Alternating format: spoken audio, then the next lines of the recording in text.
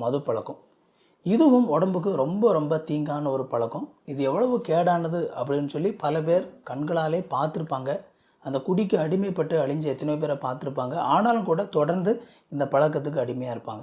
எப்படி புகைப்பழக்கம் வந்து நுரையீரலை கெடுக்குதோ அதே மாதிரி இந்த குடிப்பழக்கம் வந்து நம்முடைய குடலையும் நம்முடைய கிட்னியையும் நம்முடைய கல்லீரல் இது எல்லாத்தையுமே கெடுக்கக்கூடிய தன்மை உள்ளது. இந்த நுரையீரல் மாதிரியே நம்முடைய குடலும் நம்முடைய கிட்னி இன்டர்னல் ஆர்கன்ஸ் எல்லாமே இந்த மாதிரி எக்ஸ்ட்ராவாக நம்ம உள்ள கொடுக்கக்கூடிய கெமிக்கல்ஸை ப்ராசஸ் பண்ணக்கூடிய திறன் வந்து அதுக்கு கிடையாது. ஸோ இந்த மது பழக்கத்தில் எக்ஸ்ட்ராவாக அந்த ஆல்கஹால் உள்ளே போகும்போது இந்த இன்டர்னல் ஆர்கன்ஸ் எல்லாமே ஹெவி டியூட்டி பண்ணியாகணும். ஸோ அது எந்த நோக்கத்துக்காக இருக்குதோ அந்த நோக்கத்துக்கு அப்பாற்பட்டு இன்னும் அதிகமாக வந்து அது உழைக்க வேண்டிய ஒரு ப்ரெஷருக்குள்ளே உள்ளாகுது. அது மட்டும் இல்லாமல் இந்த ரத்தத்தோடு சேர்ந்து அதில் உள்ள ஆல்கஹால் எல்லாம் நம்முடைய மூளைக்கும் போகுது.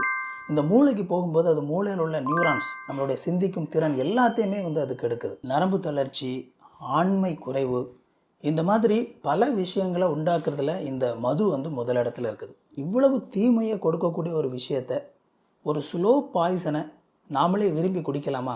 எவ்வளோ மோசமானது. என்னுடைய சேனலில் மது பழக்கம் ஏன் மோசமானது அப்படின்னு சொல்லி எக்ஸ்க்ளூசிவாக ஒரு வீடியோ போட்டிருக்கிறேன். அதை பார்க்கணும்னு நினச்சிங்கன்னா பாருங்கள்.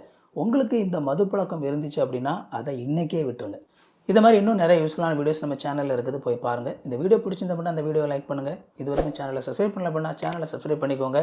உங்களுக்கு நோட்டிஃபிகேஷன் ஒன்று நினச்சிங்க அப்படின்னா பெல் பட்டனை கிளிக் பண்ணிக்கோங்க. இன்னொரு சூப்பரான வீடியோவில் சந்திப்போம் friends. Thank you. God bless you.